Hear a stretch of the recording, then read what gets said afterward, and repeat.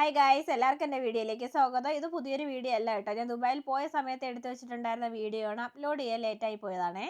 അപ്പോൾ ഇത് നമ്മൾ എങ്ങോട്ടാണ് പോകണമെന്ന് വെച്ചാൽ UAE ഷാർജ എമിറേറ്റ്സിൽ ഒമാൻ ഉൾക്കടലിൻ്റെ തീരത്തായിട്ട് സ്ഥിതി ചെയ്യുന്ന മനോഹരമായ ഒരു വിനോദസഞ്ചാര കേന്ദ്രമുണ്ട്. അതാണ് കുർഫുഖാൻ ബീച്ച്. അങ്ങോട്ടേക്കാണ് നമ്മൾ ഇന്ന് പോകുന്നത്. നമ്മൾ ബീച്ചിൽ എത്തിയിട്ടുണ്ട്. ഇവിടെ വന്നതിൻ്റെ മെയിൻ ഉദ്ദേശം എന്ന് വെച്ചാൽ എനിക്ക് പാരാസൈലിംഗ് ചെയ്യാൻ വേണ്ടിയിട്ടാണ്. എനിക്ക് കുറേ നാളായിട്ടുള്ള എൻ്റെ ആഗ്രഹമാണ്. എൻ്റെ ഫസ്റ്റ് ടൈമാണ് ഞാൻ ചെയ്യാൻ പോകുന്നത് ഈ പാരാസൈലിംഗ്. തന്നെ ഞാൻ ലൈഫ് ജാക്കറ്റൊക്കെ ഇടുന്നുണ്ട്. ഈ ബീച്ചിൻ്റെ പ്രധാന ആകർഷണങ്ങളിൽ ഒന്നാണ് ഈ പാരാസൈലിംഗ് എന്ന് പറയുന്ന സംഭവം. അതുപോലെ തന്നെ ജെറ്റ് സ്കീ, നീന്തൽ, കയാക്കിംഗ്, ബോട്ട് റൈഡ് എന്നിവയ്ക്ക് അനുയോജ്യമായ തെളിഞ്ഞ ശാന്തമായിട്ടുള്ള വെള്ളമാണ് ഇവിടെ ഉള്ളത്. എൻ്റെ ലൈഫിൽ ഫസ്റ്റ് ടൈമായിട്ടാണ് ഞാൻ ഈ പാരസൈലിംഗ് ചെയ്യാൻ പോകുന്നതെങ്കിലും എനിക്ക് അതിൻ്റെ പേടിയൊന്നുമില്ല കേട്ടോ. ഈ പൊട്ടി വീഴുമെന്ന് അങ്ങനെയൊന്നുള്ള ഒരു പേടിയില്ല. എനിക്ക് ഭയങ്കര എക്സൈറ്റ്മെൻ്റ് ആണ്. എനിക്ക് ഇങ്ങനത്തെ ആക്ടിവിറ്റീസുകൾ ചെയ്യാൻ ഭയങ്കര ആഗ്രഹമാണ്, ഭയങ്കര ഇഷ്ടമാണ്. നമ്മൾ ഈ കടലിനും ആകാശത്തിനും ഇടയിലൂടെ ഇങ്ങനെ പറന്നുയരുമ്പോൾ ഉള്ള ഒരു ത്രില്ലിങ്, ആ ഒരു അനുഭവം, അത് ഭയങ്കര ഒരു എക്സൈറ്റ്മെൻ്റ് ആണ്. ആ എക്സൈറ്റ്മെൻറ്റിലാണ് ഞാൻ അവിടെ ഇരിക്കുന്നത്.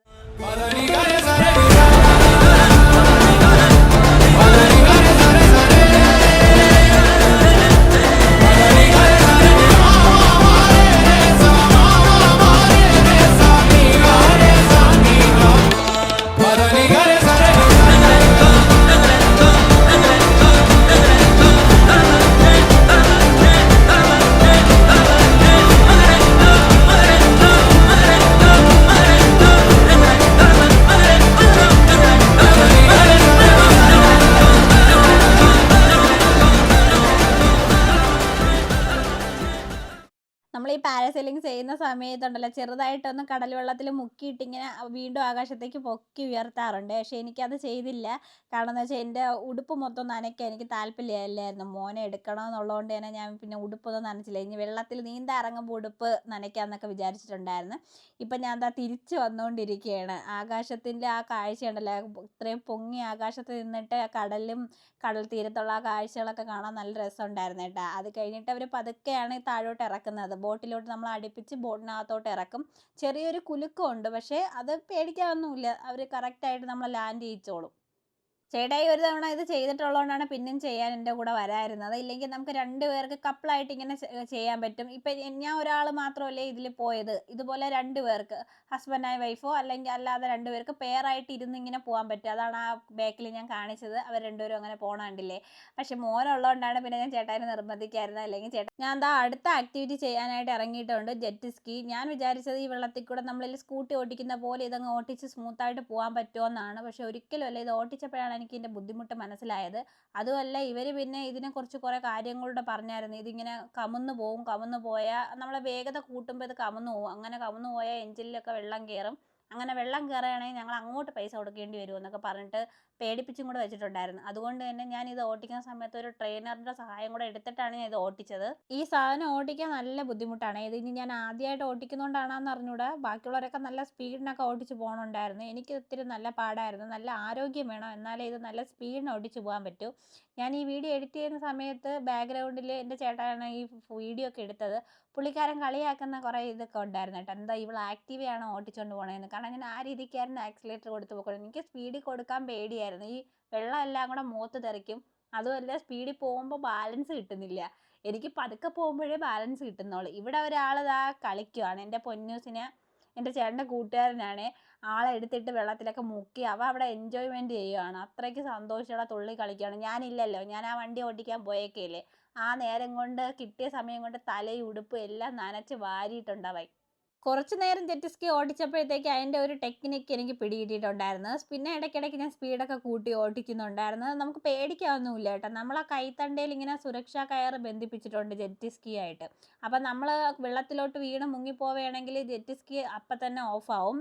അത് കഴിഞ്ഞ് നമുക്ക് ലൈഫ് ജാക്കറ്റ് ഉള്ളതുകൊണ്ട് നമ്മളിങ്ങനെ വെള്ളത്തിൽ പൊങ്ങിക്കിടക്കുകയും ചെയ്യും. അതുകൊണ്ട് പേടിക്കേണ്ട, സുരക്ഷയൊക്കെ ഉണ്ട്. അങ്ങനെ ഞാൻ ഒരുവിധം ജെറ്റ് സ്കീ ഒക്കെ ഓടിച്ച് പഠിച്ച ട്രെയിനറുമായിട്ട് എത്തിയിട്ടുണ്ട്. ഇനി ചേട്ടായി നേരത്തെ ഓടിച്ചൊക്കെ ഉള്ളതുകൊണ്ട്, പരിചയമുള്ളതുകൊണ്ട് ആൾക്ക് ഓട്ടിക്കാൻ അറിയാം. അപ്പം ഞാൻ പറഞ്ഞെങ്കിൽ ചേട്ടായിയായിട്ട് ഒരു റൗണ്ട് പോയിട്ട് വരാമെന്ന് പറഞ്ഞ് ആൾ ഇവിടെ റെഡിയായി നിൽപ്പുണ്ട്. ഇനി ചേട്ടായി ഞാനും കൂടെ ഒരു റൈഡ് പോകാമെന്ന് പറഞ്ഞ് പോവാണ്. ആൾക്ക് ഓട്ടിക്കാൻ അറിയാവുന്നതുകൊണ്ട് ആൾ നല്ല സ്പീഡിൽ കൊണ്ടുപോകുമെന്നുള്ളൊരു പേടി എനിക്കുണ്ട്. അതുകൊണ്ട് തന്നെ ഞാൻ നല്ല മുറുക്കി പിടിച്ചിരിക്കുന്നുണ്ട്.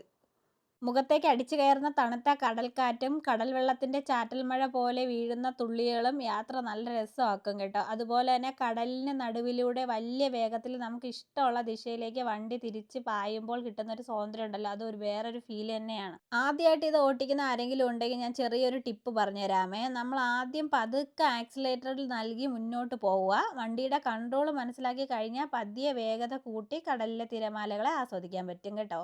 പിന്നെ നമ്മളെ പേടിയൊക്കെ മാറ്റി വെച്ച് കഴിഞ്ഞാൽ നമ്മളെ ജീവിതത്തിൽ മറക്കാനാവാത്ത നല്ലൊരു അനുഭവമായിരിക്കും ഇത്. എൻ്റെ പൊന്നു മുങ്ങി കുളിച്ച് തലയും പേറും ഒക്കെ നനഞ്ഞ് കുതിർന്നിരിക്കുകയാണ്. എൻ്റെ കയ്യിലെ ഉടുപ്പുകളെല്ലാം ഊരി തന്നിട്ട് നടക്കുന്നുണ്ടില്ലേ. ഇനിയിപ്പോൾ പോയി ഡ്രസ്സൊക്കെ ഒന്ന് മാറ്റണം, ഒന്ന് കുളിച്ച് ഡ്രസ്സൊക്കെ മാറ്റാമെന്ന് വിചാരിച്ചിട്ടുണ്ട്. അപ്പോൾ അതിനുള്ള സൗകര്യങ്ങളൊക്കെ അവിടെ തന്നെ ഉണ്ട്. അപ്പോൾ ഇവനെ ഒന്ന് കുളിപ്പിച്ച് ഡ്രസ്സൊക്കെ മാറ്റി ഇതാ കുട്ടപ്പനാക്കി ഞാൻ പുറത്ത് കൊണ്ടുവന്നിട്ടുണ്ട്.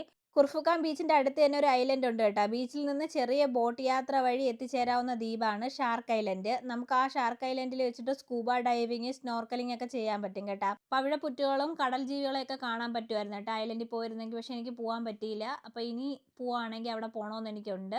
എൻ്റെ പൊന്നു ഇവിടെ ഒന്ന് തുള്ളിക്കളി തുടങ്ങി. ഇനി ഇവന് വിശപ്പടിച്ചതിൻ്റെ തുള്ളലാണോ എന്ന് എനിക്കൊരു ഡൗട്ടുണ്ട്. അപ്പം നമ്മളെല്ലാവരും കൂടി ഇരുന്ന് ഏത് റെസ്റ്റോറൻറ്റിൽ പോകണമെന്നൊക്കെ ഒന്ന് സെർച്ച് ചെയ്തിട്ട് ഇനി ഫുഡ് അടിക്കാൻ പോവുകയാണ് എല്ലാവരും കൂടി.